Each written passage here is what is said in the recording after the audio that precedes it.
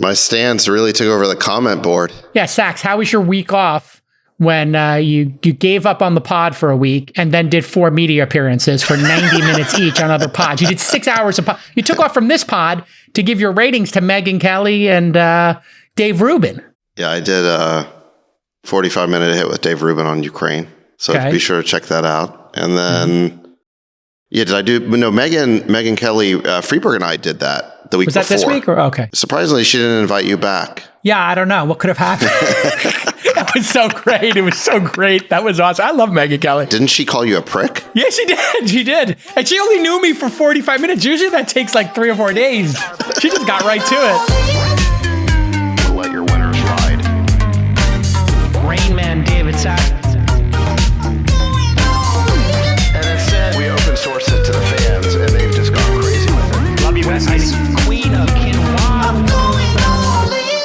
Sax, we have not had such negative panning comments on YouTube since JCal got brigadooned for his pro-Ukraine now rhetoric. I'm getting brigadooned for Sax not showing up. I get brigadooned for asking him a question. Then I get brigadooned from him not showing up. Maybe you're not getting brigadooned. I don't know. Maybe it's just honest commentary from the market. When will you guys realize that there are 3 to 5 million people a week that listen to this podcast, 100 nitwits who comment on YouTube? They're neither right nor wrong. They should just be completely ignored. Turn the comments off. The only thing that matters are the ratings, if you care about that at all. And last week was one of the best rated shows we've ever done. I think it was highest rated after Elon's episode. It would have been even better with David. So we should brigadoon the brigadooners. Those nitwits should be ignored. I think this is a little bit like a band where like you can't mess with the chemistry of the band. And that's the lesson. Even though there's a lot of infighting in the band, like it just works. It works. And so you don't want to second guess it too much. Well, and then if somebody from the band gets sick and somebody sits in, even if it's like you get some incredible guitar players sit in, people are like, that's not the guitar player who I have the t-shirt of. I need my guitar player back. All right. Anyway, well, I'm just glad Ringo showed up 22 minutes late. Welcome back, Freeberg. Let's get started. Sorry. I don't mean to fuck with the band. I'm not going to fuck with the band. Ringo was an underrated drummer. Freeberg, you have a role here. That's amazing. I think you're more like the drummer, JCal. You know Freeberg, maybe bass player. You know I'm John bass Lennon guitar. of this group. George Harrison. Yeah. Actually, George Harrison, very underrated. But I'm pretty clear. Have you guys ever heard the version of Blackbird that Paul McCartney did just with the ukulele? No, I'd like to hear that. Maybe one of the best songs ever recorded. One of the best records I've ever heard. Fantastic. Incredible. All right, listen, there's so much to start with, but I think... Blackbird swimming in the dead of night. Take these broken wings and learn to fly. All Sax life. Sax, were you at a building on Market Street yesterday by any chance? No fly zone. The homeless shelter? Well, I think you talk about abandoned homeless shelter. Freeberg, I think it's fair to say that there will be a lot of people that we know that will go and help make Market Street better. Make Market Street great again. Make Market Street great again. Absolutely. I'm looking forward to some tofu salads and meditation. Namaste. Literally, I think 8,000 square feet is meditation rooms that haven't been used in 5 years. Quite honestly, though, like on the other side of this, I would say Parag Agrawal does deserve a statue for shareholder value creation. What 54.20 a share, which by the way we said was going to happen and it did happen, was ginormous in this market. And I just want to see the look on that barista's face when they're warming up the oat milk. When a band of very, very tough-knuckled company builders walks through that door.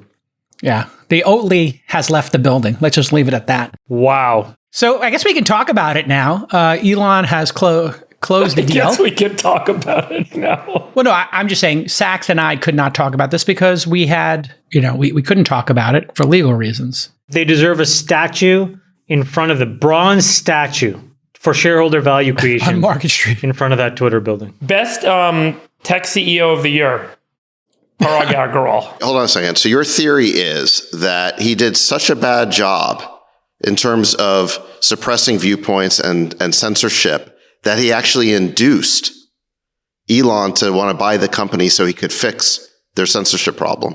No, my theory is simpler than this, which is they got great representation to do a very bulletproof deal. And it turns out that contract law still matters in the United States. And Elon did the right thing and just said, you know what, I'm going to own this thing and probably double or triple my money. So I'm just going to go and do it. And I'll do it for the benefit of everybody else. But my point is more that they and the board had the wherewithal to fight because, that they could have easily gotten intimidated and capitulated. And in doing that, whether they were right or wrong or good or bad is irrelevant to me, they represented shareholder values well, and they got shareholders paid in a moment where the stock market is still down 20, 30, 40%, where big tech is down 50%. Some of these big tech companies are down 80%. These guys sold the company at a premium. And so that just, we just have to acknowledge that happened. That's all. Well, and to just give you a little bit of background on Twitter historically, in 2013, the stock was trading at $69 and it got sold for 54. Like, this company has been sideways for a decade, essentially, in terms of its market cap. And so, but there's no doubt that I think Elon can turn this around pretty quickly and make it massively profitable, I think, and clean up the bot problem very quickly. If you can land 2 rockets at a time, create self-driving cars, I think you can figure this out. This isn't rocket science, and Elon's done rocket science, so I think he's going to figure it out right quick. Yeah, for what it's worth, I think Elon's really excited about it. And he is excited, I think there is tremendous potential at Twitter. I mean, the company's been sideways because it hasn't done that much in 10 years, but there's so much you can do with that product. It's just, there's a ton of potential. I think the best way to think about it is he bought 250 million MAUs for $44 billion. And in the grand scheme of things, that is, I think, going to turn out to be pretty reasonably cheap, especially if he can layer in a few of his bigger ideas. And I think that those MAUs, the value of those monthly active users could probably double or triple pretty quickly. Right. I think that was so I just sent you guys this link from this analyst. And he said that Twitter was bought at $172 per monthly active user compared to $81 per monthly active user at Meta, where they sit today. So, but that's for a very different point, which we can double click into, because Meta is its own bag of, it's a little bit of an, unfortunately, a bit of a dumpster fire attached to it. Well, yeah. and I'll explain why, because the Meta problem is it's a deep and a very dangerous situation that they've put themselves in, which is why their MAU values are this low. But, if you had done this analysis a few years ago, the trade was looking at Meta's MAU values being so high where you would have said, why isn't Twitter doing more? So I know that this is a little bit, in my opinion, cherry picking. Yeah. Well, I think making everything verified and a path to verification, which Elon has talked about publicly many times, and payments, he's talked about publicly many times. Just those 2 things alone could make the experience of being on Twitter absolutely delightful. If everybody could verify themselves, this thing could turn around so quickly. I'll say what you're saying in a slightly more. I think the most powerful change that Twitter could make today is there are 2 classes of users. People who are verified real world identity. Yeah. And people who want to stay anonymous. Correct. There is 100% distribution fire hose for people who are real. Mm-hmm.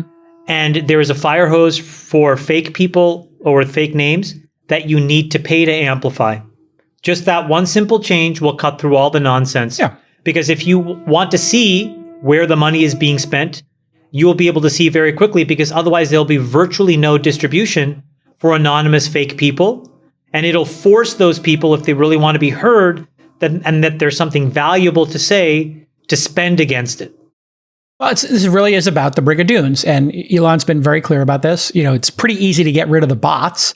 And if people are opting in to putting themselves into the top class of verified users, well, that's a revenue stream, right? And so all of a sudden, I don't know how many millions of people would instantly say, I'll pay for this for $5 or $10 a month to be verified. I think you're right. And I think what we want to do is no offense to all the people out there, although I don't really care, but no offense, but you cannot use Twitter as a coping mechanism. Okay. Like, I get that life is hard, or that, life hasn't lived out to your expectations, or, there's envy and whatever of other people. But to go out there and spew hate doesn't solve anything. Are you talking about the Brigadoons? Well, there's also just a lot of people that are just in general, they're just mean. And I'll give you a perfect example. There was a woman that I saw on TikTok, and she's like, been married for 13 years, mother of 2 kids. And she had a thing that went viral where she was talking about who's in charge, her or her husband. And it was a very funny little thing. And so I followed a couple of her videos just to see what else she had posted. And one of the videos was how she has some complicated health issues, which she was very public about, PCOS, and how it causes, issues in losing weight. And she posted a pre and post picture of her, which takes a lot of courage. And she was like brigadooned. And it's like, what is wrong with these broken people that have to give this woman a hard time?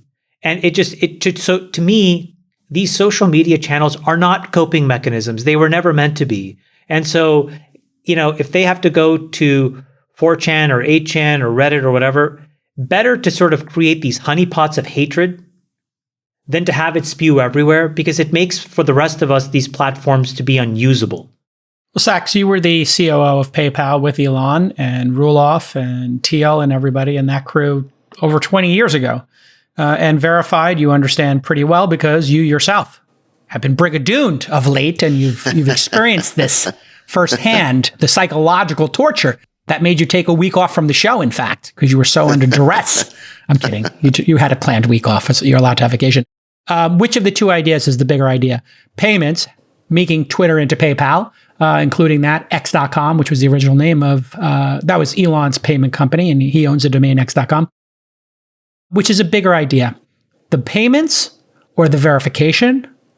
Which is the bigger idea for increasing shareholder value? Which would you do first? I mean, payments is an entire roadmap, right? So there's a lot that could be done there. Explain that. I mean, it's about, you could layer on a lot of services on top of that. So it's not just like one feature.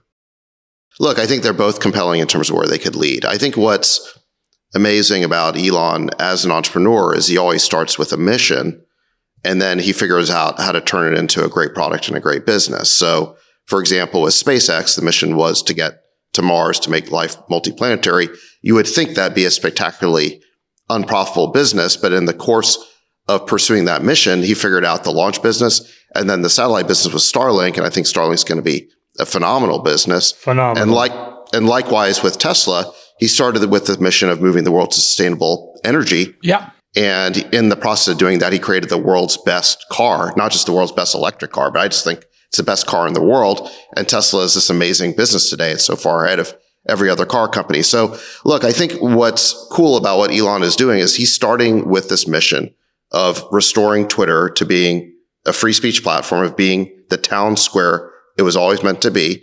And in the process of doing that, he's going to figure out how to make Twitter into an even better product and into a great business, which is not today. I think Twitter's losing, a few $100 million a quarter. So there's work to do on all those fronts. But I think, it's really impressive to see.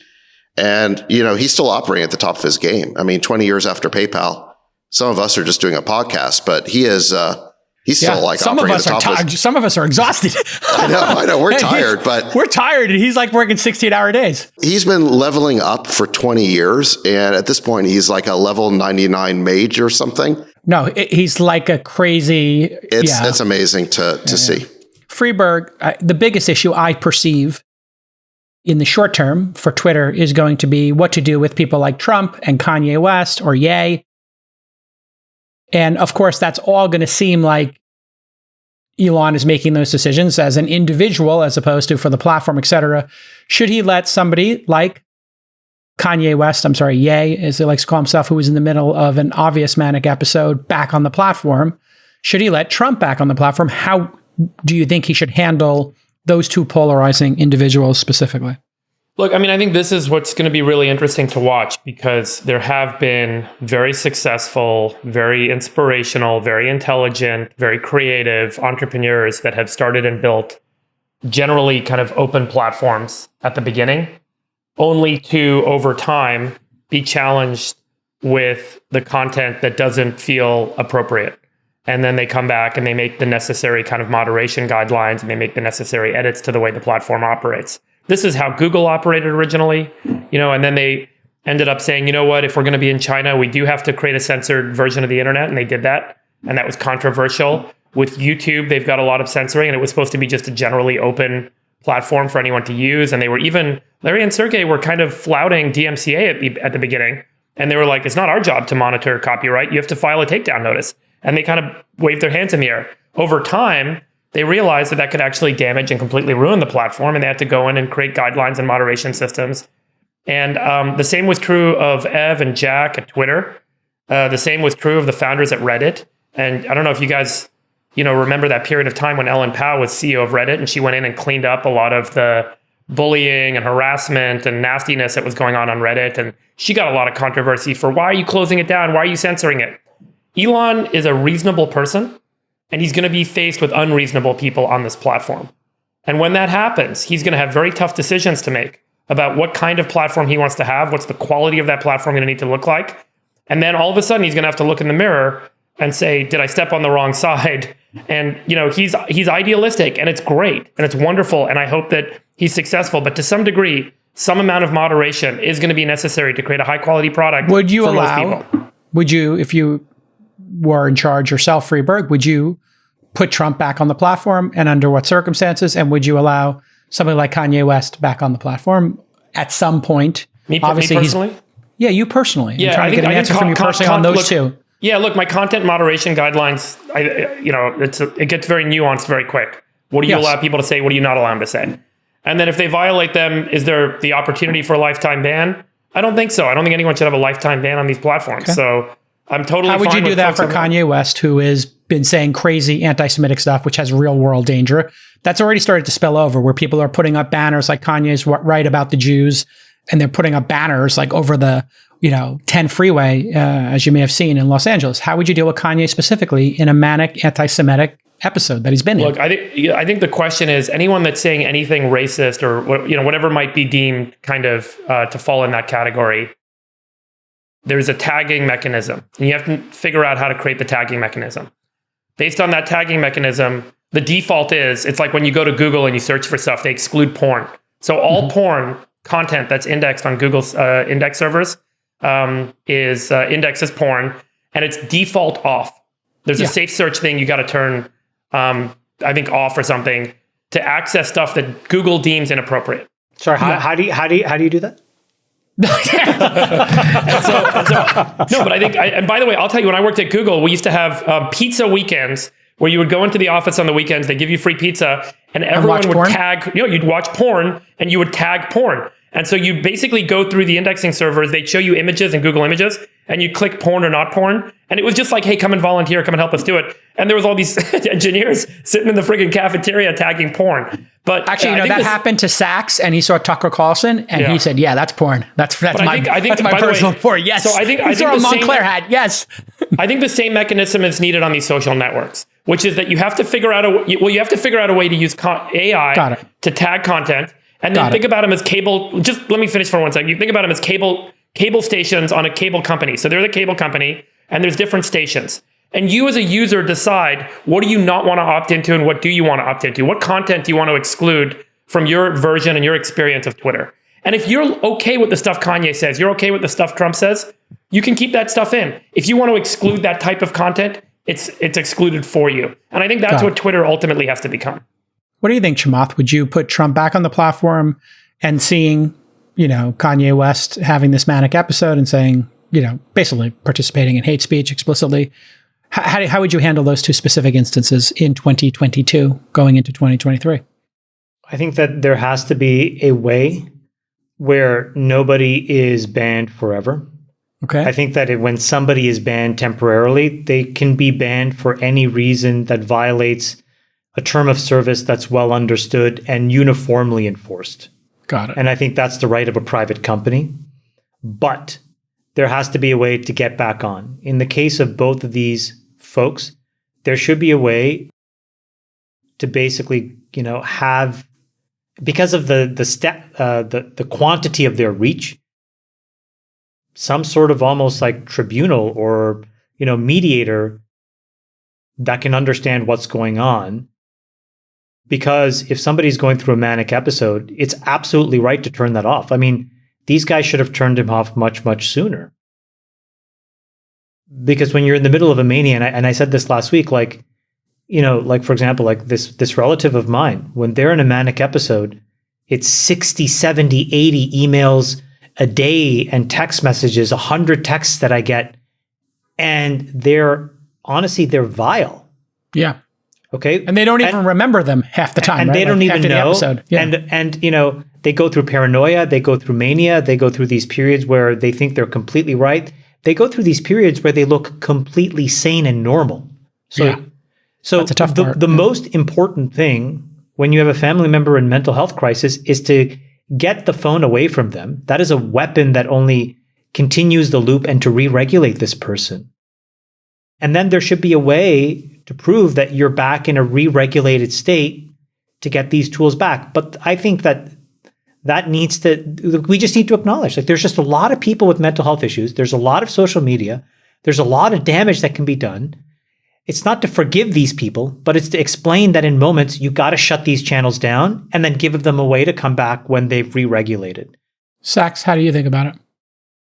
Well, with regard to Trump, I don't know what the continuing reason is for him not being allowed on the platform. Remember that when he was banned, it was considered to be a temporary measure because he was supposedly inciting a riot, right? So I think incitement to violence is legitimate grounds for taking down speech. But once that breach of the peace is over, I don't know why it would become a permanent ban as opposed to a timeout. So I don't even know how the companies continue to justify the ban on Trump, except for the fact that they just think that he's a threat to democracy. Well, I don't think that's for social networks to determine, is that who gets to participate in our political process. So it's not necessarily the first thing I would do, but do I think that Trump should be allowed back? Yeah, I do. With regard to Kanye, it's a little more complicated because, like you're saying, it's hard to know whether he's having a manic episode or he's just, being Kanye. What he's saying right now is probably not in his own interest, and probably it would be in his best interest to have a timeout. But what I would look for guidance here is there is a Supreme Court decision. And my general view on the content moderation is that these social networking companies should be looking for inspiration to Supreme Court decisions, because the Supreme Court's been wrestling with these issues for hundreds of years, whereas social networks are just making it up as they go along. And there are 9 major categories of speech that the Supreme Court has said are not protected because they actually are dangerous speech. So, for example, in this decision called Chaplinsky versus New Hampshire, which came out in 1942, the Supreme Court held that so-called fighting words were not protected. And they defined fighting words as speech that tends to incite an immediate breach of the peace through the use of, quote, personally abusive language that, when addressed to the ordinary citizen, is, as a matter of common knowledge, inherently likely to provoke a violent reaction. So, I would use that type of decision by the Supreme Court as inspiration to say that racist, misogynistic, homophobic, and other sort of racial and ethnic slurs shouldn't be allowed on these networks, because it doesn't do anything to enhance the public debate. Now, there is a question, like, could Kanye frame his arguments in a way that is still incredibly offensive to us, but doesn't use slurs? Yeah, for example, he could say, hey, here are the top 10 media companies. Here are the executives. Here's the percentage that are Jewish. And this is, my concern is that and here's the percentage of people who are Jewish in the population. You could some bullshit like that. And then you're like, okay, did he say something anti-Semitic? Right. And you're kind of in this bubble area. And there's always going to be edge cases, and people are always going to be pushing the envelope. And so, listen, just because we find it offensive, and, it's specifically offensive to me, that doesn't mean that it should automatically be banned. And, so I think slurs banned or out, but arguments, I don't know that we should be banning entire categories of arguments. And look, part of the problem here is that lots of people are hearing the arguments that Ye is making, whether he's making them on Twitter or not. And because there's a total ban, people can't really engage with him on Twitter. And so he's not getting off-ramped from this rabbit hole he's falling into. And nobody else who might be a fan of his is hearing the other side of the argument.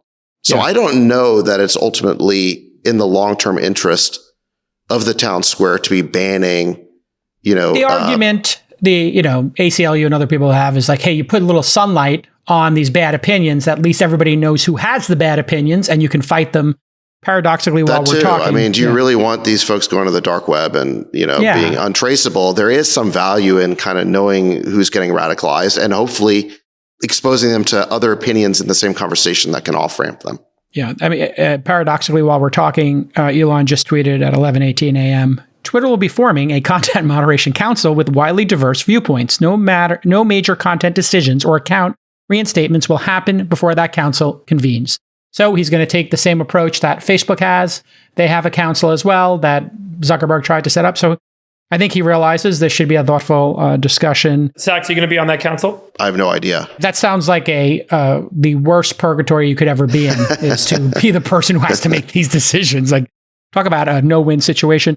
I'm curious, Chamath, we talked last week about Kanye, and then Lex Friedman dropped his episode. Lex came at it with, he pushed back on Kanye. I don't know if you watched some of the highlights. I saw some of the highlights. He pushed back pretty hard. I watched the whole thing. Okay, so he pushed back really hard on the anti-Semitic stuff, and we had a discussion last week. I said, hey, you can't platform this guy, but it looks like Lex had a specific point of view, which is he has a friendship with Kanye of some level, and he wanted to try to convince him in this manicness that he's wrong about things. Do you think Lex succeeded and he should have done it? Obviously, we won't question Lex's intent. We know it's good. I have had replace Lex with me and Kanye with my relative.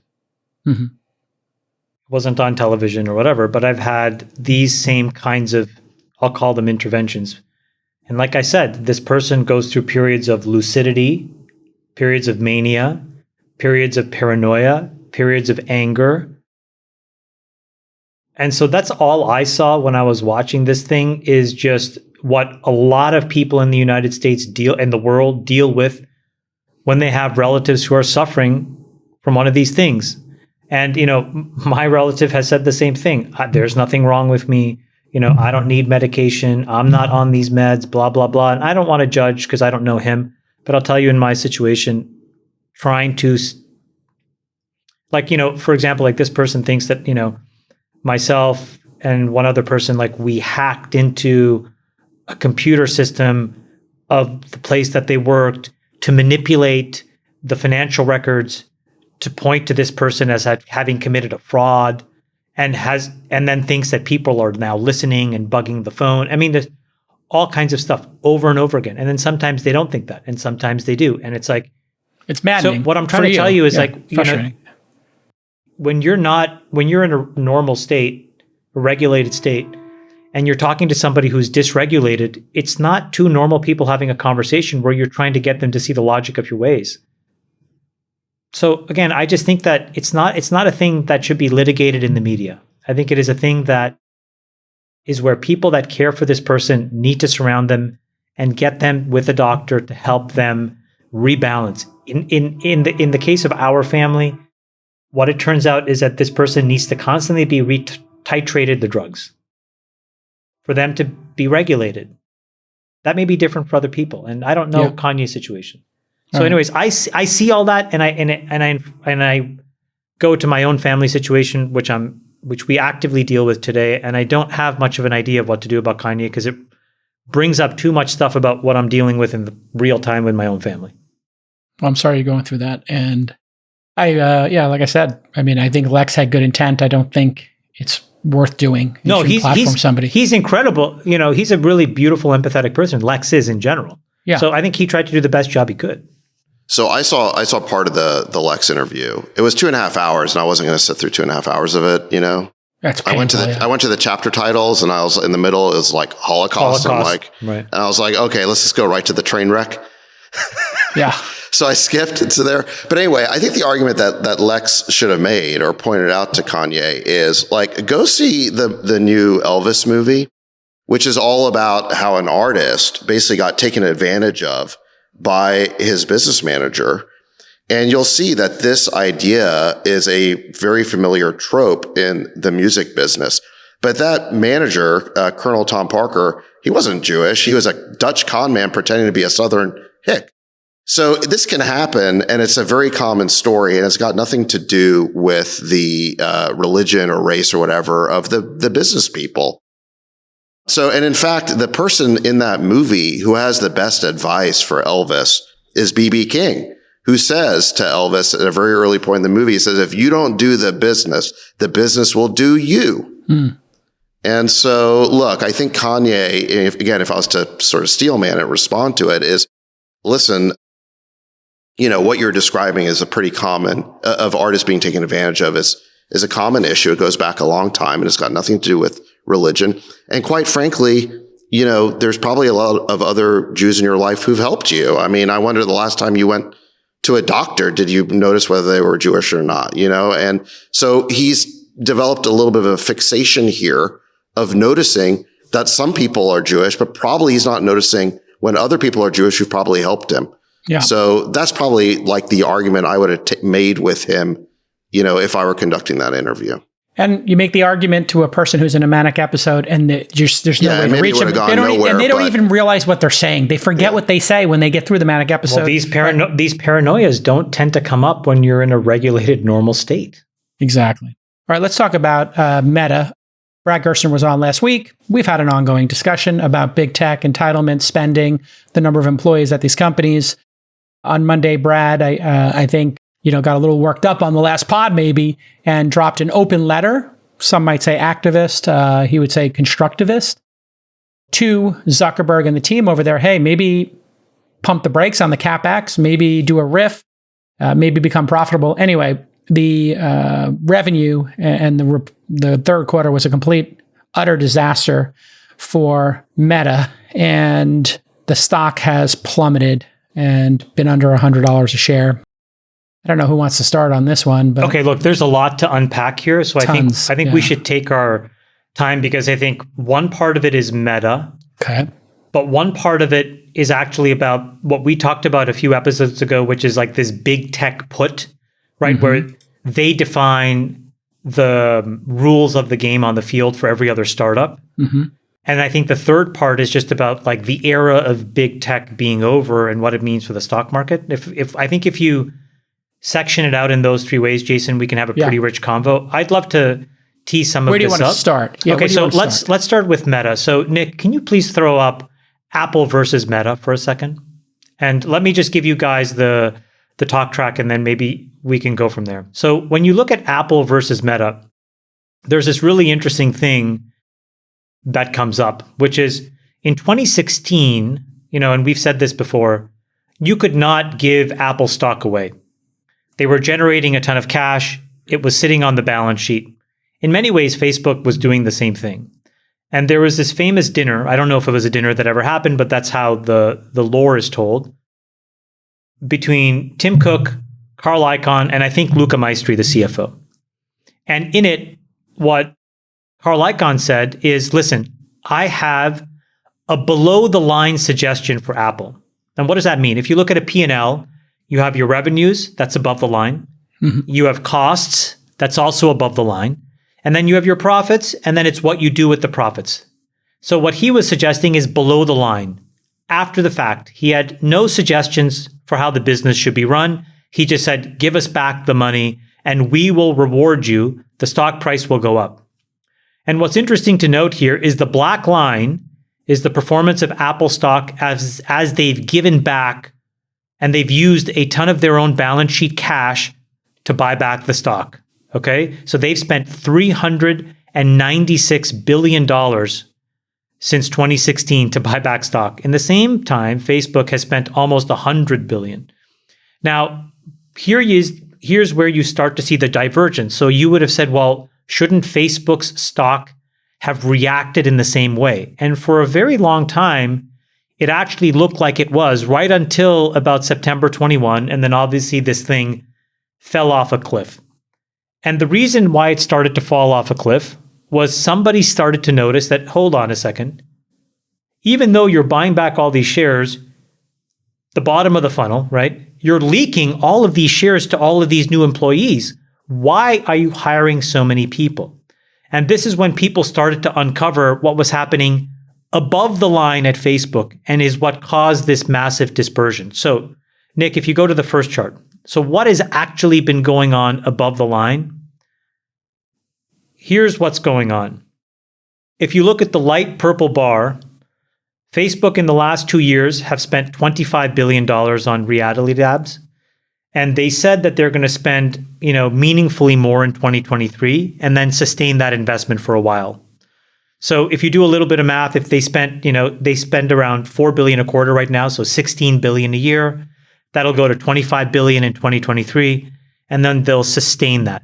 What that means is that over this, 12 or 13 year life of reality labs as we've seen it, these guys will have spent $250 billion.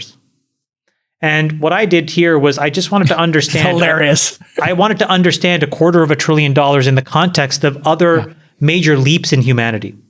So at the left is what Apple spent in its entirety. By the way, these are all inflation adjusted dollars for today. Apple spent $3.6 billion to create the first iPhone. And what they did was they said every subsequent version of the iPhone would only be funded from the cash flow and profits of the generation before it, right? So they used consumer demand as their guiding principle. So it was a very incremental approach. iPhone 1, iPhone 2, and now we're at iPhone, 14 or whatever, 13. But the point is, it took $3.6 billion to get that juggernaut off the ground. The Manhattan Project will cost $23 billion in today's dollars to create the atomic bomb. Tesla, in its entire life, spent $25 billion to get to free cash flow profitability. And they took this incremental approach as well. We'll create the coupe, the Roadster, then the Model S, then the Model X. They iterated their way. They used customer demand and all of that revenue to fund future growth. The cum spend on Tesla was $25 billion. Boeing spent $32. Google and other bets has spent $40. The only thing that I could find in history that is comparable to what Meta has basically said they're going to spend is the entire Apollo program, which cost in today's dollars $250 billion as well. So the problem is that below the line, Meta was doing the right things. Above the line, they've created, I think, an enormous set of pressures for themselves, which is, if you think about the Apollo program, this was 13 years of building rockets, getting to low Earth orbit, then getting to be able to, orbit the Earth, then eventually building an entire infrastructure and capability to land on the moon and get back. So there was a lot of incremental progress there. I think what people don't understand is where is this $250 billion going? And is it going to be a leap in humanity at the scale of the Apollo program? Because it now is becoming the single largest capital allocation program in capitalism history. Nothing comes close. So I think that is a really interesting, maybe jumping off point to talk about what's going on inside of this business. I think they're doing all the right things below the line, but there's this one major big red flag above the line that has to be probably better explained by them if they want to have long-term shareholders. And basically what happened was when people heard this, they said, this is a dumpster fire. We're out of here. Sachs, what do you... Can I ask a question? What happened with the whole Brad Gerstner's proposal? Was that actually discussed on the call, on their earnings call? They ignored. Well, I don't want to say it was totally ignored, because I do think that they should be given credit for a couple of things. I think that the core business continues to march forward. And they basically said, look, we're going to slow headcount growth. Some teams will shrink. I think the problem is really in this reality labs. The amount of investment that they're making is so outsized and so abnormal and doesn't compare to anything anybody's ever seen. I think everything else in the business seems to be actually quite functional. So the problem is that this above the line thing, though, has become so big, it could sink the business. It's very, very hard to see an investment case for $250 billion of money in the door before you really start to see something magical. Now, they may have something super magical that nobody knows about, that they're going to unveil and say, ha, see, told you. And maybe there should be a set of outcomes where we plan for that. But the reality is it's, $25 billion a year for the next umpteen years, and it's. I thought the number was 10 billion. Where did the 25 billion come from? No, this number. It's 4 billion a quarter right now, so 16 billion a year. And they said that they're going to significantly increase it to 2023. So I just assumed it was a 50% increase. Maybe significant means 100, but 16 goes to 25, and they said they're going to keep going at that pace. And so if you run that out till 2030, that's how you get to $250 billion. You think there's a business here in VR, AR, Sachs? You think this will be the next platform? I guess that's a key question to ask here. Yeah, I mean, I actually like these Oculus products. I think it's a very cool product. The question is really just about the magnitude of the investment level. But I think there is a future in VR and AR, and it is you've tried the Oculus headset before. It is like a very magical, experience with software. One of the most magical that I've had. The question is just, we're talking about magnitude and time frame. And use case, I think, also comes to mind for me, Sachs. Like, everybody seems to, try and then say, oh my, and then say goodbye to these headsets. Like, people buy them, they try them, and they're like, this is incredible. But there's no use case for them. I see very few people who use them on a regular basis. We just invested in a company that is creating professional flight simulators using VR as a component. And so these education, are I think training is actually a huge use case. Huge. And by the way, these are not like video game flight simulator programs. These are they create physical cockpits with knobs and dials and stuff. It's just that the pilot is using a professional grade VR headset. And so they're able to load, a lot more training programs and scenarios, and they're able to train on more planes. They can change up the cockpit. By the way, the cockpit's on gyros, so it actually moves around. Let me put it, Jason, in a different way. I think that we should assume that VR and AR is going to be a really important part of our existence. And I do think that, as David said, many of these experiences are magical. I think what investors reacted to was spending $25 billion a year needs to be measurable somehow. And I think what they said is the things that we're seeing don't necessarily tell us that this bet is going to make any sense at that level of spend. So if you were spending $2 billion a year or $3 billion a year, I don't think people would have said anything. It's just the magnitude relative to the progress that's being demonstrated publicly.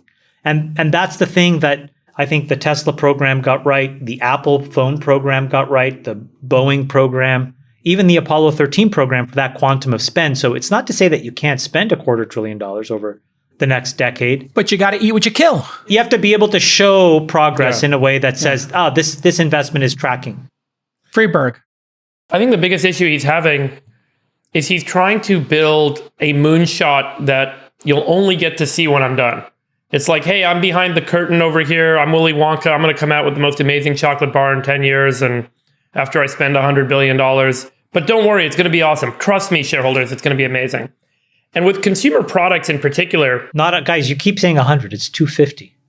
Yeah, whatever it ends up being. In general, I think consumer products, you want to see them in the market and you want to iterate to success. Tell me one consumer product that launched and didn't iterate after launch and didn't kind of evolve over time in a way that responded to what the market was telling the builder or producer of that product. But Freeberg, in fairness to them, they're doing that too. It's just, I think what people can't square is we see the next gen Oculuses and then we see the spend and we think that they're upside down relative to what we're seeing in terms of progress. I think that's what people are reacting to. If he was spending $5 billion a year, this wouldn't be an issue, Chamath, right? A nothing burger.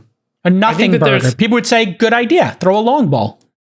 I think that there's two kind of ways to think about the distinct things that they're building. One is this hardware platform with Oculus and a better kind of experience for immersive experiences, whether that's VR or AR. The second is what's all the software layer look like and what goes on in that platform. That's where this thing seems to be pretty short and where people seem to have a lack of confidence and conviction. The hardware seems super interesting, but I got to tell you, Epic Games just raised money earlier this year at a $31 billion valuation.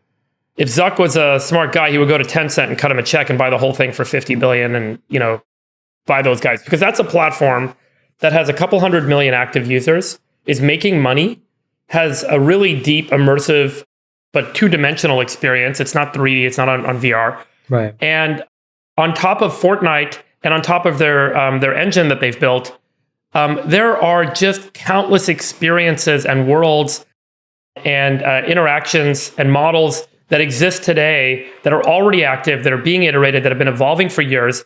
And if you look at where Fortnite and some of the tools and experiences that have been built into Fortnite over the past couple of years sit relative to when Fortnite was first launched, I don't think that Tim Sweeney and that team would have ever said, hey, this is where we're going to be in a couple of years, and this is what we're going to be doing. It was part of an evolutionary experience of building a great platform and having an engaged user base.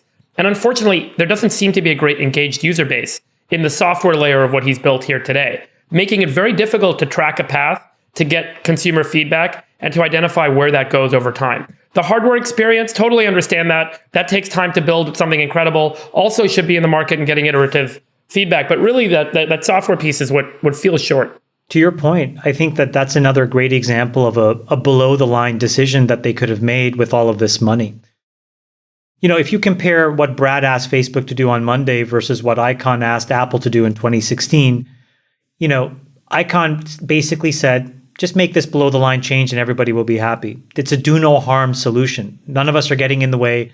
We're not telling you how to run the business. The thing that I think that, you know, what Facebook had to react to was Brad's suggestions were fundamentally above the line. It's like, you know, firing 20% of the people or 30% or changing the capital allocation would require some changes to strategy. And I think this is a good moment to recognize that as much clarity as Brad's letter had and as much sense as it probably makes to outsiders looking in, the minute you have to tell companies how to change above the line, it's just a good reminder to me that no, it's not going to happen because these folks will not want to make those changes. They don't. So you're saying Zuck won't make the changes? I think it's natural human psychology. I think you want to make those changes yourself. You don't want to be told what to do. Got it. Sachs, what do you think this is going to do to governance in Silicon Valley writ large? Probably nothing. Really? So it's not going to change anything? Well, it is interesting. If you look at Elon's Twitter deal, there is no dual class. Everybody there's this one class of security. This is one type of stock. So it's simple majority voting. Elon actually had the choice of doing dual class and he decided not to. So that's pretty interesting. So if people want to follow Elon's example, then they would, you know, not necessarily go for dual class. Tesla doesn't have super shares either. And he said it many times. If you want to vote me out, you can vote me out. Right. If you don't think I'm doing a good job. So he's SpaceX either.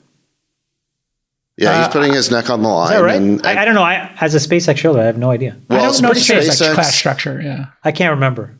SpaceX isn't public yet, so maybe it doesn't matter. Like they haven't reached that decision point. Yeah. I will tell you, I think Starlink has such a huge opportunity. I just got Starlink for 2 locations as a backup because, you know, you lose your internet a couple times a year and you can get these routers now that'll fail over. So since I'm doing business, like I can't really lose the internet. So for $1,000 a year, I can have Starlink as a backup. And I started using it. And the speed is getting pretty compelling already. Like Zoom calls, you can't tell the difference right now most of the time. And certainly for web browsing or watching a movie, you know, it just works. So I could see many companies putting in Starlink, even if they have a fiber line or whatever, just as a backup. That business alone could be ginormous. Well, just to provide both sides of the story here. I mean, the reason why dual class emerged and was seen as viable is that if you look at the historic performance of internet companies, the ones that have done the best, performed the best, are the ones where the founder stays involved for a long time. And the ones where the founder checked out, like after a few years and hired a professional CEO, those are the ones that went off the rails. It happened again and again. So there is an argument for dual class in the sense that you keep the founder involved and you avoid a power struggle. That's not what happened. Well, but that was why it was considered acceptable. Well, I think it was considered acceptable because in the Google bake-off, all these banks were clamoring so hard. And, you know, there were 2 vectors of iteration. One vector was on the way that, you know, Google wanted to do this IPO process. They picked Credit Suisse. They did this Dutch auction. The other one was the bankers basically pitched them on a dual class voting control structure. And it was Morgan Stanley. And once Google got it, everybody else was able to copy because all the bankers realized that if you want to win a bake-off, you're not trying to win over the CFO, you're actually trying to win over the CEO, and giving that person control turned out to be an incredible commitment and a way to win the deal. And so I actually think it was never a governance issue or a reflection of how value was created. It was just basically a feature that one banker used in an IPO bake-off to try to differentiate versus another. This is why, like I said, like Elon has never cared about that stuff, because it's like, if I'm not doing well, vote me out, which is so clarifying because he realizes that that's actually the best check on him making bad decisions. And I think part of it is why he's done so well. One class of stock, he was able to negotiate an incredible compensation package, and he has clarity on the few things of the business that matter. But I think he's also more compelling than some of these other guys. And there may be some degree of feeling like this is a mechanism that other people need, that Elon has a degree of confidence and a degree of charisma and salesmanship that gets him what he wants. I just want to read you guys the excerpt from Larry and Sergey's founder's letter from the IPO in 2004. As a private company, we've concentrated on the long term, and this has served us well. As a public company, we will do the same. In our opinion, outside pressures too often tempt companies to sacrifice long-term opportunities to meet quarterly market expectations. Sometimes this has caused opportunities to manipulate financial results in order to make their quarter. And they go on and on and on. And they say, look, you might ask us how long is long-term. Usually we expect them in a couple of years. And they go on.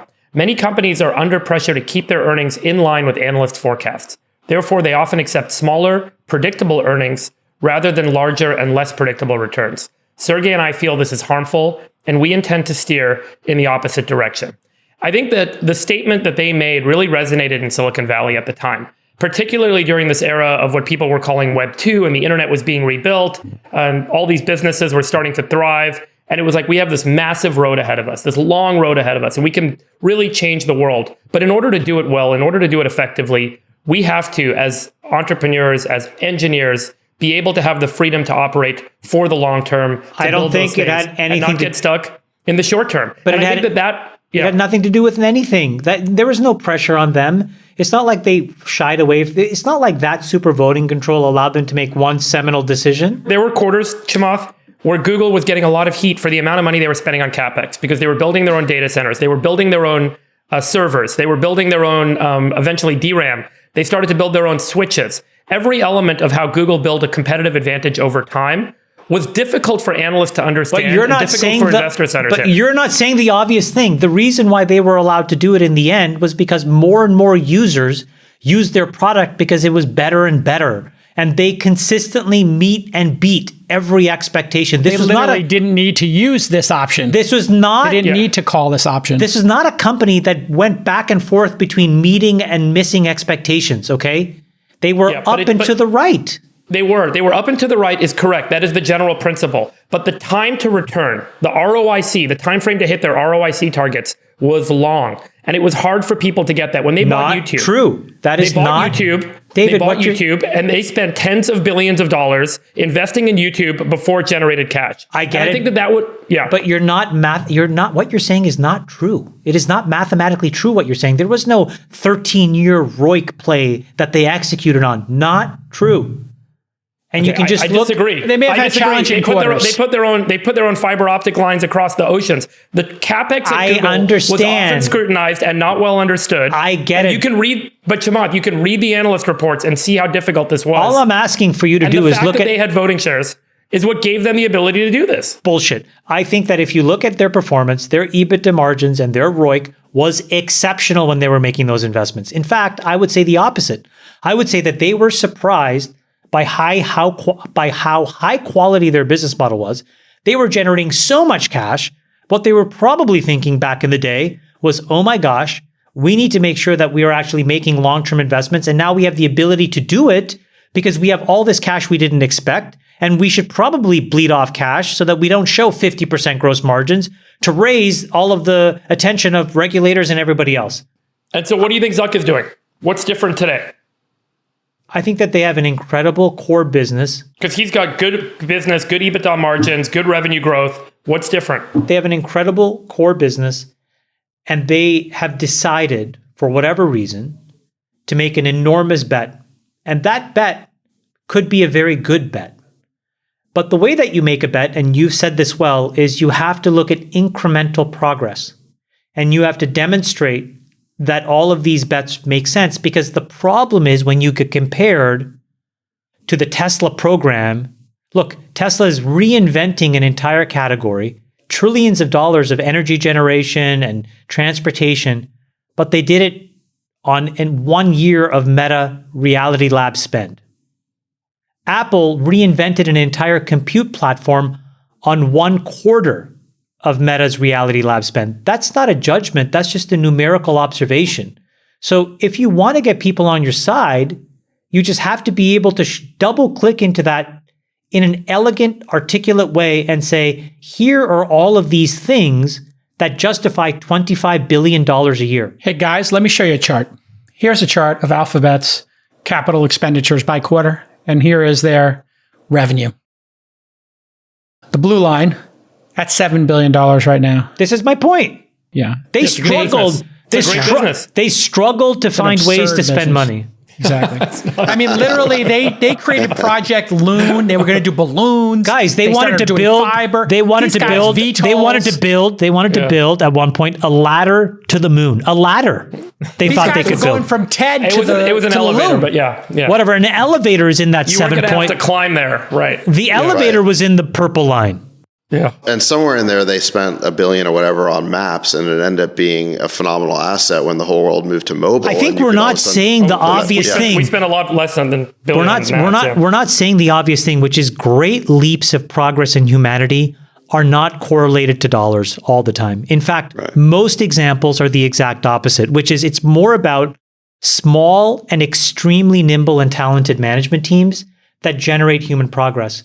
And again, if you go back to that first chart of Apple versus Meta, the fact that you've hired so many people to work on a category with so much money, it just violates a lot of pattern recognition that people have historically seen. So all I'm saying is maybe this is a great bet.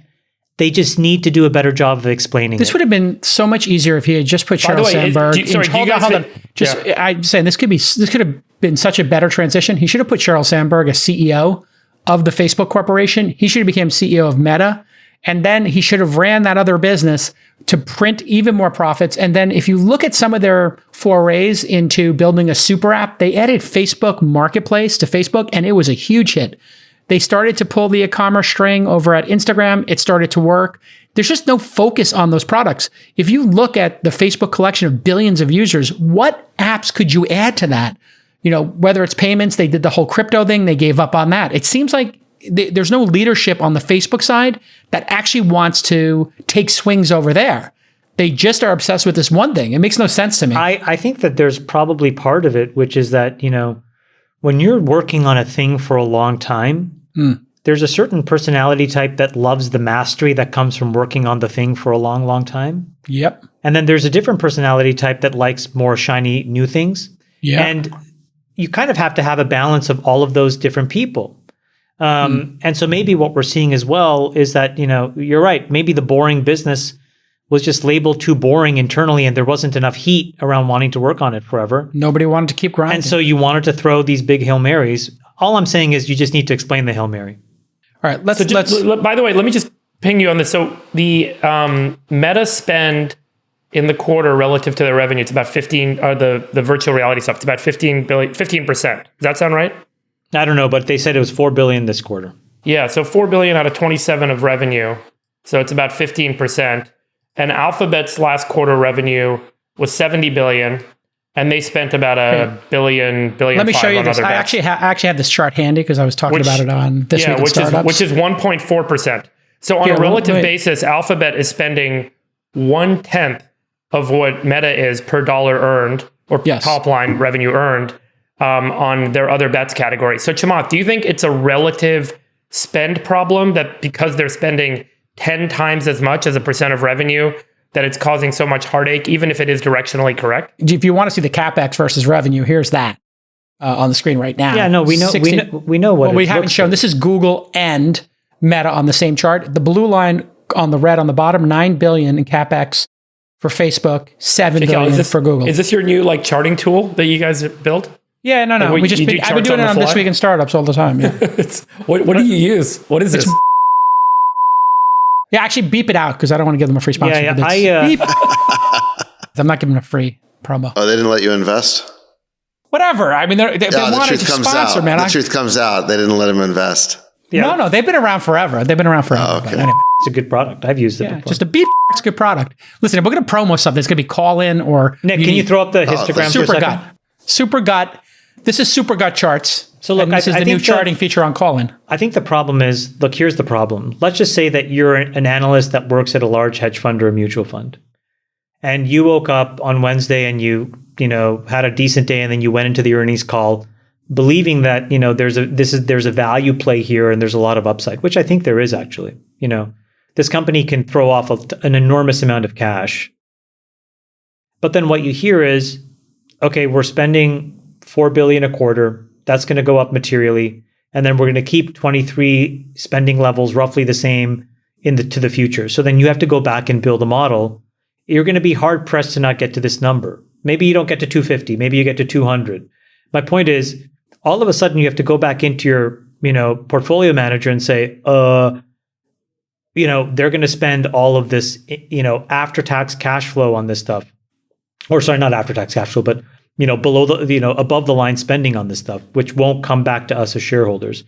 And we're going to dilute the stock 2 or 3% a year. So that's another 20% dilution. And it just becomes I've said this before, you move the stock into what's called the too hard bucket.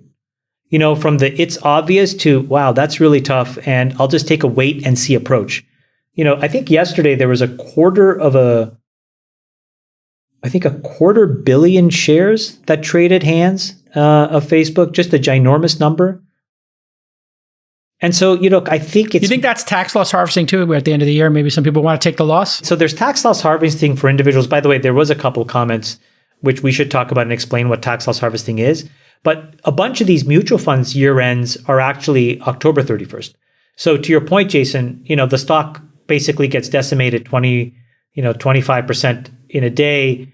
The T Rows and the Fidelities are like, all right, book the tax loss and be done, and we'll relook at it next year, quote unquote next year. So, if you put on the spread trade, so we talked about the spread trade, there was a big hedge fund manager that, November 6th, right, when we were basically calling the top of the market and told people to sell, one of the trades that he put on, Nick, if you want to just throw it up, was this long Google short Meta spread trade. He called to tell me that, he closed it out yesterday. This is how that trade did. So yeah, there was just a lot of folks that just kind of went to the exits and said, you know what, we're kind of done for the short term. I just think that it's a moment in time where those folks have to realize that they just have to explain a little bit better how they want to spend the money and show a little bit more incremental progress that justifies that level of spend. Otherwise, people will be a little skeptical. They'll build their own histogram, and it'll violate too many rules. And so it goes into the too hard bucket. Okay. We got macro, we got Ukraine, and... Well, I think you should talk about big tech, because Amazon puked as well. Jason, can you just throw up the big tech chart? Because I think you guys should see this, because I think this is very important for Silicon Valley. Amazon reported their Q3 earnings yesterday, Thursday. Total revenue, $127 billion, up 15% year over year, 5% quarter over quarter. Net income was $2.9 billion. And they're predicting, they're giving slower guidance going forward. I mean, what's incredible on this chart is that, when everybody talks about being long the S&P 500, it was always really a proxy for being long Amazon, Facebook, Google, Microsoft, and Apple. And at the peak, in May of this year, it was still, 25 cents of every single dollar of the S&P 500 were these 5 companies. And, we always said the market bottom will be when the generals, quote unquote, get shot, to borrow a phrase from Gavin Baker. And it looks like the generals have been shot. Yeah. And what's incredible is this week, every single one of those companies, other than Apple really, reported pretty crappy earnings. They got totally taken to the woodshed. The percentage of these companies as a percentage of the S&P is now, off by 500 basis points. It's down to 20%. Yet the markets are ripping higher today.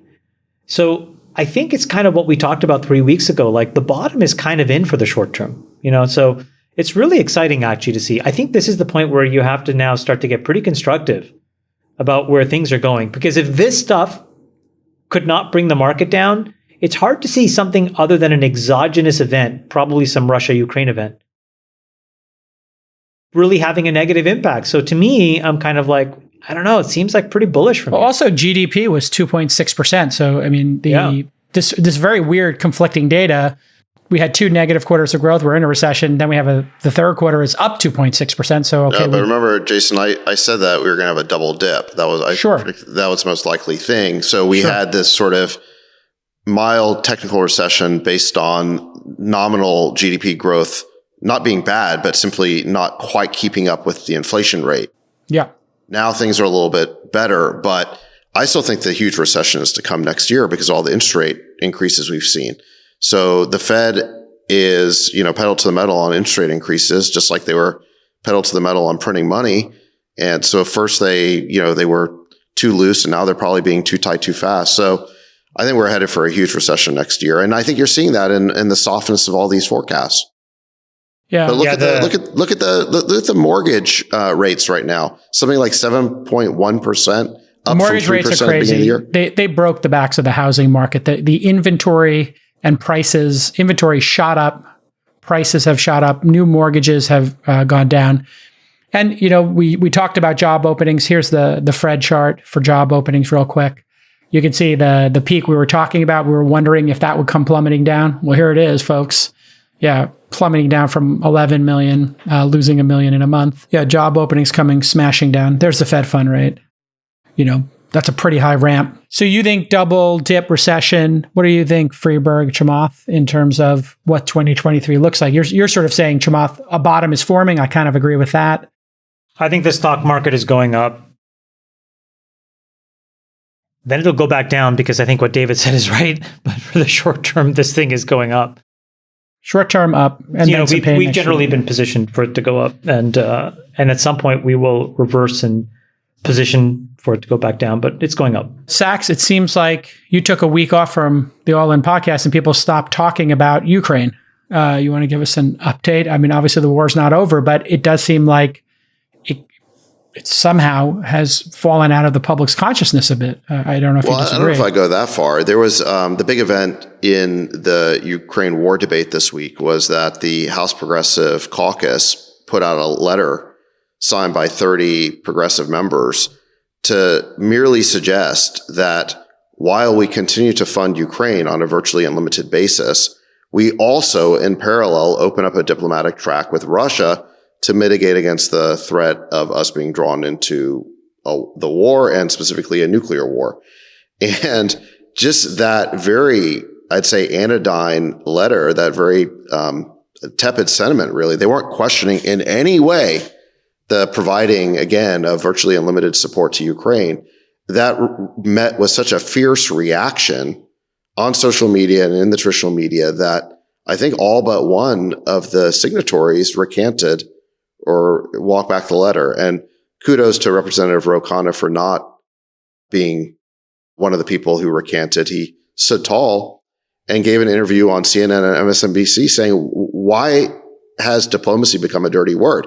I voted for every single appropriation to give aid and weapons to Ukraine. I'll continue to do that, but I don't see a problem with us maintaining diplomatic relations. We might need those to avoid an unwanted escalation. Well, and here we are. Yeah. Kudos to him for standing tall, but it's amazing to me that the Progressive Caucus, which used to be one of the groups in Congress that questioned American involvement in foreign wars, like the Iraq War, they basically, they have moved off that, and they threw in the towel so quickly on this. It was really kind of pathetic to see.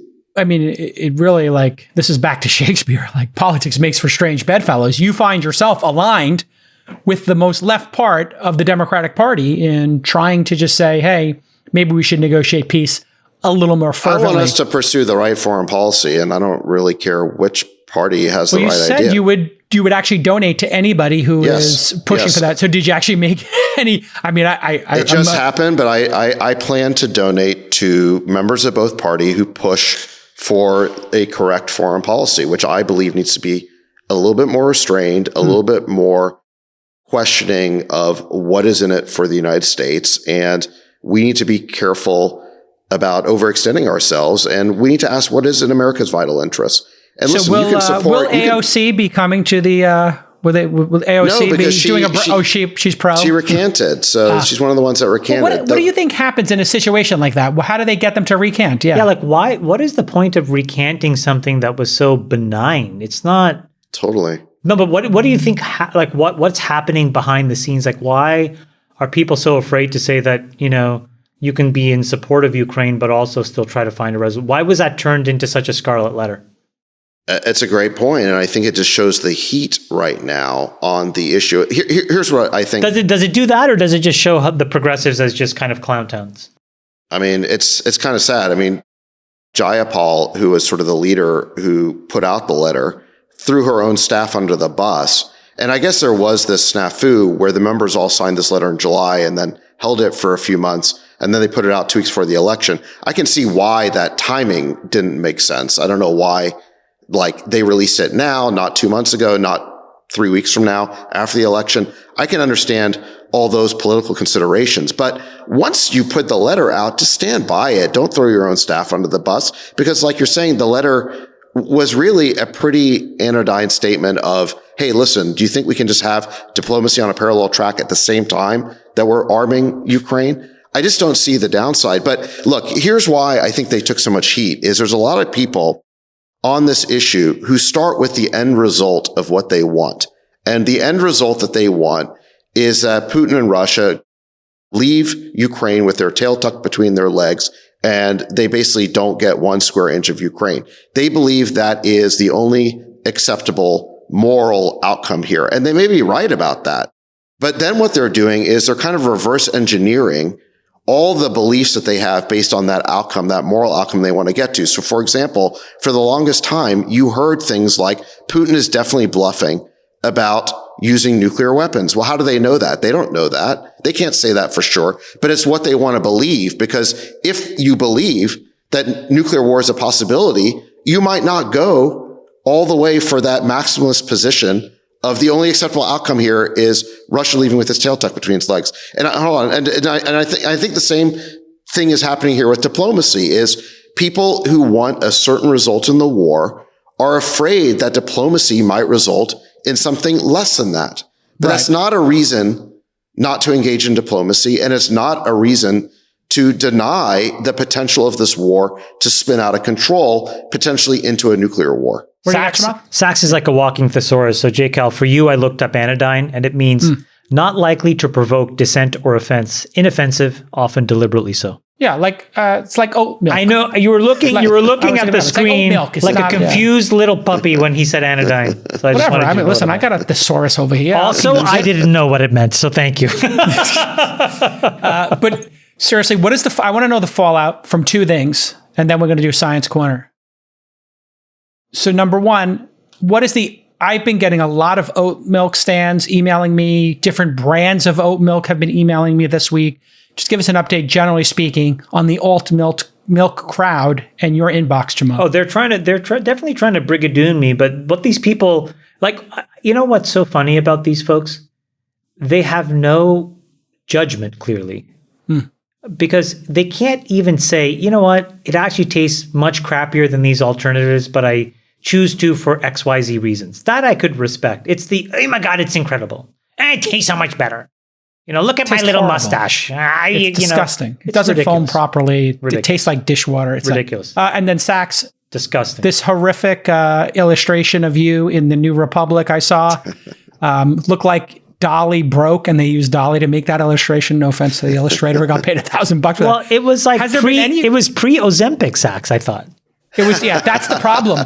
If you're chubby Sax or chubby JCal, it sucks when people base an illustration on a previous one. But Sax looks like a deranged sociopath. I mean, you look like Alex Jones in a suit. Well, look, they got Elon and Peter up there too. It's such a stupid hit piece. Elon looks like Hugh Grant. Peter Thiel looks like he's rolling on Freeberg's Molly. He's rolling on Freeberg's Molly. He's got Molly jaw. And also, you show a lot of stubble, which you also don't have. But look how fat they make you look. Look at your chin. You look like Phil Hellmuth. Yeah, the chin is... Jesus, my Lord. But what's going on in terms of the general reaction to the amount of attention you're getting for political commentary now? David Sachs will be our next Secretary of State. Well, no. I'm here for it. I can't wait. I'll go long What's the that reaction David been? Sachs will be our Secretary of State within 2 or 3 presidents. 100%. Three. I'll take it. He's got to make a little more cash. My views are so out of step with the foreign policy establishment. That's why you will win. That's why. I wouldn't feel the need to be so out there on this issue if the foreign policy establishment was doing its job. If you actually had, people from the policy elite going out there saying sensible things about Ukraine, it wouldn't fall on me or and other China. people like China. Like Elon basically posted that straw poll on Twitter, which was totally reasonable, got condemned for it. And then Bill Ackman, actually, who's been in Twitter spats with me before, we've been on opposite sides of issues, actually came out and retweeted something I wrote as basically being supportive. Because the weird none thing, of us want this war to escalate out of control. I think the weird thing is there's a group in the media class, other podcasters, other journalists who are saying you have no right to talk about this topic. And what I said is, hey, listen, Sachs and I could disagree about things on the margin here or there, but I'm glad we're having the discussion. Shouldn't all Americans be having a discussion about our foreign policy and what our goals are? That's our civic duty, is to have this discussion. So whenever you hear the political class, the podcasting class, the coastal elites, which we are part of, when they tell you can't participate or this person can't participate in the discussion because they're successful in this other aspect of life, that's complete bullshit. Yes, everybody should talk about this and disagree or agree and try to work towards some common understanding. You're right. So first of all, whenever they say, listen to the experts and you're not an expert, first of all, they're expressing an opinion themselves, and they are expressing equally passionate opinions on the other side about this whole Ukraine war. So first of all, why are they allowed to have an opinion? So whenever somebody uses this, you're not allowed to have an opinion argument, it's always very selective, and it's only applied to people they disagree with, not to people who are equally inexpert on their side of the debate. So that's point number one. Hold on. Point number two is I've listened to plenty of experts. Okay. I've listened to the IR scholar, John Mearsheimer. I've listened to the international development economist, Jeffrey Sachs. I've gone back and listened to our former ambassador to the Soviet Union, Jack Matlock. I've read George Kennan's interviews. I've read Bill Burns, our current CIA director, on this matter. There are plenty of experts who warned that our policy of trying to bring NATO right up to Russia's border would eventually blow up in our faces. It would poison our relations with them and lead to conflict and this war. So there are plenty of authoritative sources going back many years on this topic. And the problem is that the people on the other side of this debate simply want to memory hole all of these warnings and deny that this war was ever predicted. Because if this war was predicted, it means it could have been avoided. And they don't want to admit that this war could have been avoided. Or how about this? How about war is messy? Resolving things internationally with dictators can be very hard, and nobody wins in some of these cases. There's no perfect outcome here. And you could hold in your head two things. Number one, Putin's a dictator. We need to hold the line and make sure he doesn't invade other countries. And number two, you probably want to keep normal relations with these people and negotiate with them to resolve conflict. I'm getting a little concerned about the saber rattling on both sides in China. We're escalating all this chip stuff. We're escalating, and Xi Jinping is taking complete control. I'm wondering who's going to meet with him. Who's going to talk to Xi Jinping about how we could collaborate together? Who's left to talk to him? Tim Cook? Elon? There's a bunch of unforced errors happening in China. How do we de-escalate? Well, there's a bunch of unforced errors that you have to let play out because they have huge economic implications. So I don't think this is a time for, again, I think David's generally right. We do not have time for adventurism right now because even before we engage in some of these other places, there are a lot of, headwinds that are working against for example, in China, you have these massive demographic headwinds that are just building. We have to see what the CHIPS Act does in terms of follow through to China's ability to expand militarily or technologically. There are all of these things that you owe as a citizen of the United States to see some more data on the ground in terms of its empirical impact before you re-underwrite a different strategy. Right now, the strategy is working. We are observing this, one China policy. I think that's the right thing to do. And now let all of this other stuff play out. Can I say one thing about the China? So what the administration did in banning China from buying from us or any of our allied countries these advanced semiconductor chips, that's what they did. They not only banned the sale of chips to China, they banned the sale of equipment that can make the chips, and they even prohibited American citizens and companies from working in China to basically help them set up their own foundries and chip fabrication. So they are essentially cutting off China from advanced chips. That's the goal here.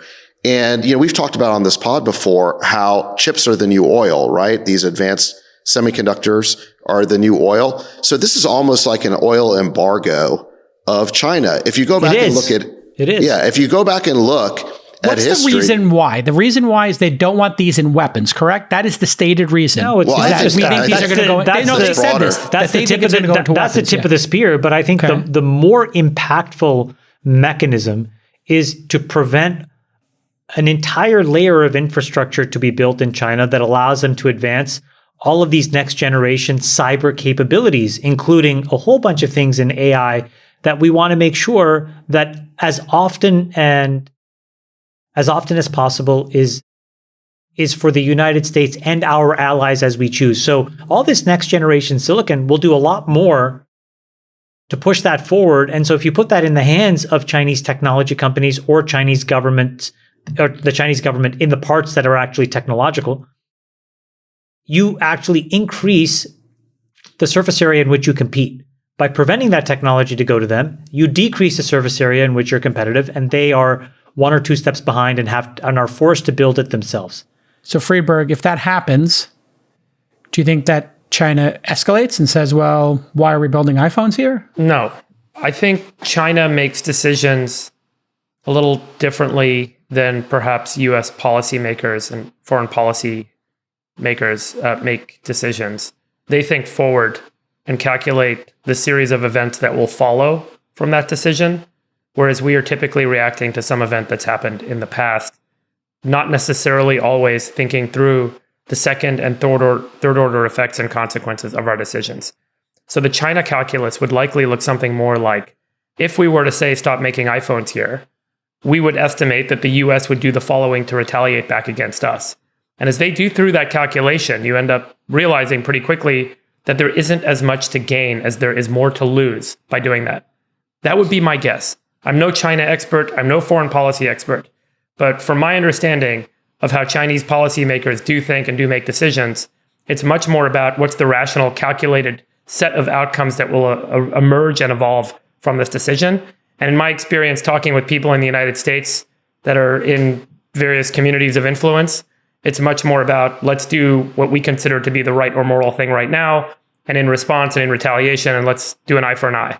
So that's why I don't think that they're likely to be the first step in an escalatory ladder.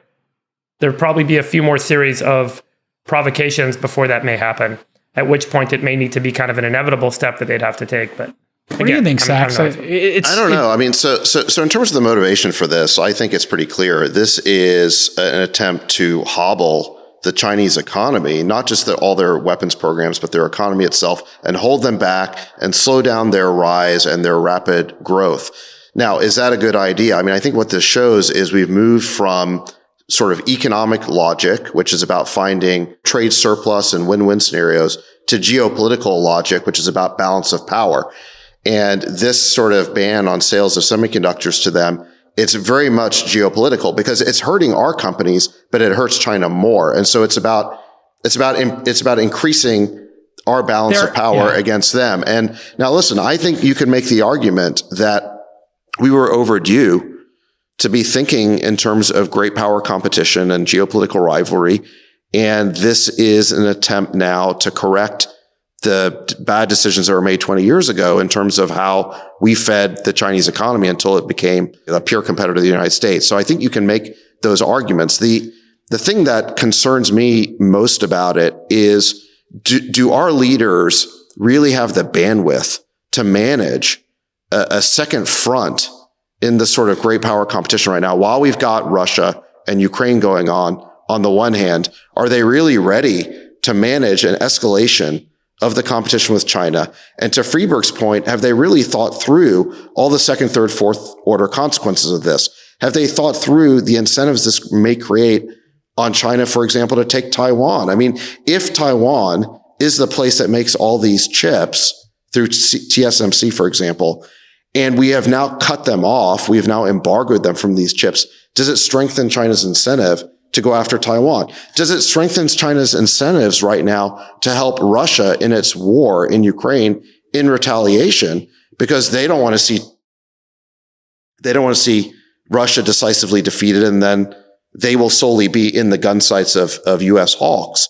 So I think there's a lot of things that could go wrong here when the U.S. is now escalating geopolitical tensions and competition, not just on one front, but on two fronts. And especially given how weak the U.S. economy is and that we're headed into a major recession next year, it just feels to me like they are kind of putting their foot on the accelerator in terms of geopolitical risk at a time when we're not really in a great spot to be taking those risks. Well, also on a foreign policy basis, is there no common ground? Are there no things we could collaborate on and work on together, right? And that's the thing that seems to be missing in the foreign policy for the last couple of administrations is, are there things that we could be building together? Are there things that we could be working on? The environment, energy, sustainability, education. I don't know what it is, but it felt like, with China for a couple of decades, we felt like we were working in a very collaborative way. And now it feels like every single instance is adversarial.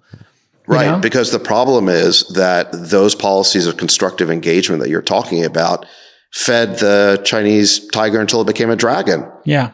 Now it's the size of Vagar or something. That's also Vagar level dragon. Vagar level threat. Vagar. Yeah. Big ass dragon. And the U.S. policy establishment and the Pentagon look at the rise of China and they're like, what have we done? We have created a peer competitor to the United States. We need to stop their economic rise. And I think that, again, there is a geopolitical logic and strategy to what the administration has done, but I question the timing of doing it at the same time that we have this unresolved war in Eastern Europe. Well, it is nice that we seem to be getting some of this onshoring of chips and that money's actually starting to flow. It does seem like we're thinking a little bit like in decades and strategy. Wait, say the other part. I think Biden and Blinken have done a good job. They've done a good job on this right now. They've played it well. Well, I don't know about that. I think they played it. Come on. First of all, you give credit where credit's due. Biden and Blinken did a horrible job. Hold on a second. Biden and Blinken did a horrible job. Poke the tiger. Hold on. You poked the tiger. No, hold on. I'll tell you where they did a bad job. Is last year they had a whole year to negotiate to avoid this Ukraine war from happening. Biden even had a summit with Putin on June 16th last year. They never engaged in diplomacy. And now they have stacked this geopolitical risk with China on top of the risks they've already created in Ukraine. This policy may or may not ultimately turn out to be correct. Like I said, I can see the strategy behind it, but I do not believe that Biden and Blinken have thought through the second, third, and fourth order consequences, just like Freeberg said. So I think it's a little early to be giving them credit on this. All right. Freeberg, you got anything in the science corner? We gave Sachs's red meat and he ripped it to shreds. Now it's time to give you your soy tofu burger. I'll give you guys a quick science corner. Please. So we've talked in the past about the human gut biome, 10 trillion bacterial cells living in our gut biome. And it turns out, and there has been this theory for many years, that a lot of human disease actually originates in the gut. And there's increasingly evidence of how and why this happens. So it turns out that your immune cells can sometimes see a protein on the outside of a bacteria that sits in your gut, and it attacks that bacteria and it tries to get rid of it. That protein can look a little bit like a human protein at some cell in your body. And so that then triggers an autoimmune reaction, meaning you are now making these antibodies to proteins that look a lot like your proteins in other parts of your body. And then your cells start to destroy yourself and you end up having inflammation and disease. And they found evidence of this across a lot of disease states. So just the other day, published in the journal Science Translational Medicine, was a really interesting paper by a team that identified a very specific bacteria that we find in the gut that can actually trigger rheumatoid arthritis. And so, I think 2 million Americans have rheumatoid arthritis. It's a really debilitating inflammatory disease. And we never understood where the inflammation comes from. Why is the human immune cell creating antibodies to attack its own protein in the joints of the body? And now it looks like that the protein that we find in the joints of the body has some overlap or three-dimensional structure that looks similar to the protein we'll find on this very specific gut bacteria that they found, which creates obviously a path now for if we can stop that gut bacteria from proliferating or existing in the gut over time, that can have a reduction in the incidence rate of rheumatoid arthritis. Did they guess what the mechanism of action was? So the mechanism of action is typically what's called, generally speaking, protein mimicry. And so protein mimicry means that there's so think about a protein as being like, a clumpy rock. And there's some part of the clumpy rock that looks a little bit like the part of another clumpy rock. And that's the protein. Think about that as being the protein on the bacterial cell and the protein in your joint cells. And so your body makes an antibody to that little part of the rock on the bacterial cell to get rid of it. And then there's some overlap that looks a little bit like your own cell. And so that's called protein mimicry. And because of the ability now to do DNA sequencing, and now with some of the AlphaFold technology, we can actually take the genome from that bacteria, predict the 3D structure of the proteins created by that bacteria, and then potentially identify that there's a mimicry or an overlap between our own protein and our cells and the protein of the bacteria, which is why we're having autoimmunity, which now our immune cells are not just attacking the bacteria. We could solve arthritis. We could solve for arthritis. And so there's a lot of disease states that are starting to look like this. So the combination of DNA sequencing and our ability to identify organisms in the gut biome, and by the way, so much of this goes back to the gut biome. We're finding all these disease states from lupus to Sjogren's to rheumatoid arthritis that have some linkage back to some bacteria that shows up in your gut. And so now we can be very targeted potentially about eradicating that bacteria from the gut, or, kind of changing our gut biome in a way that ultimately resolves to eliminating that disease risk. And so it's really fascinating. Yeah. Chamath, any thoughts on this gut biome? I mean, I always knew the solution was either in Freeberg's gut, or his anus. In his gut or on Uranus? Freeberg Science Corner. All right. Hey, do it again. The joke didn't land. All right, here we go. One more time. So Chamath, any feedback on this? It's pretty great science going on here. I mean, it was always 50-50 that the solution was either your gut or Uranus. Okay, you can't laugh till after you land the joke. Come on, do it again. I saw it coming. It was coming around the corner, and by the way, I think you guys should leave this all in. I started peeking out of. Let's get this right for the fans. Come on. Here we go. 3, 2. All right, Chamath. It seems like very interesting science. They're coming out of Science Corner. 50-50. You've got a Uranus. We can't even get it out. I mean, you tried to get it out of his anus. It was poking. God. It was like a little turd coming out of his anus, but you couldn't get it out. Oh my God. 50-50. You're got a Uranus. It's like the entire Science Corner is just here for us to beat up the nerd and throw him in a locker. Oh my God. My stomach is hurting. Oh my God. Poor guy. Oh, I needed that. You ever see Smokey and the Bandit when they have the reels at the end sacks? With Dom DeLuise and Burt Reynolds? I just keep losing it. That's what this is turning. Oh my God. It's like, I'm going to say Science Corner, and people are going to just start laughing and thinking about Freeberg's anus. All right, listen. Welcome home, Sachs. We missed you for your week off. And missed you, David. We missed you, David. Thanks, guys. Thanks. And we'll see you over on Market Street. No announcements right now. No testimonials, no announcements. I'll see you at yoga. We're going to doing our I'll see you at the homeless shelter. We're volunteering today, right? Yeah, volunteering. I'll see you over at the homeless shelter. You're pouring soup? If you could get me a tofu salad with extra tempeh before Freeberg eats it all. Oh God, tempeh! Don't get me started on tempeh. I'm gonna pour all the oatmeal out. I'm going right to the cafeteria. I'm going right to the cafe. I'm getting all the oatmeal right down the drain. Me and Sachs are emptying there should be one milk non-lactose alternative, and then one it's milk. Called black coffee. It's called black coffee. That's it. If you're lactose intolerant, lactose intolerant milk. No, have one thing without lactose. So whatever that is. Can we wrap the show now? No, we're having too much fun. Okay. Can you imagine the distribution of gluten-free snacks? I mean, there you should have a few, but all kinds of different snacks. And by the way, the keto snacks have horrendous amounts of chemicals in it. The xylitol. What is xylitol? Why would you eat that? Xylitol will screw up your stomach, man. Do not have that. It's horrible. Freeberg, you want to tell everybody about xylitol and the impact it has on Uranus? No, it seriously does. I think xylitol is the thing that gives you a lot of gas and you just keep ripping. I think it's really bad for you. Here's an idea. Way to go, J. Cal. Yeah, now he's going to turn into a school shooter. That's your fault. You were mean to him. You came up with the anus jokes. That was all I've your been anus. doing that joke for 5 years with him. You're a bully. I'm not. You bullied Freeberg off the show. No. You brigaded him. We brigaded him on the show. We brigadooned him. We brigadooned our bestie.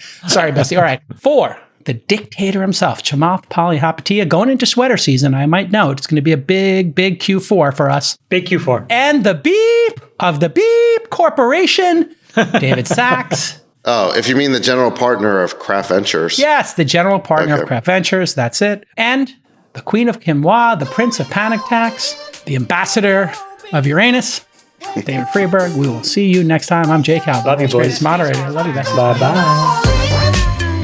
We'll let your winners ride. Rain Man, David Sachs. And instead, we open source it to the fans, and they've just gone crazy with it. Love you, bestie. The Queen of Quinoa.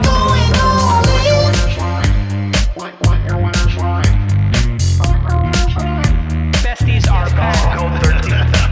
That is my dog taking a notice in your driveway. Oh, man. My haberdasher will meet me at Flintstones. We should all just get a room and just have one big huge orgy because they're all just useless. It's like this sexual tension that they just need to release somehow. Wet your beak. Wet your beak. Your beak. That's gonna be we need to get merch. Besties are I'm back. going all in.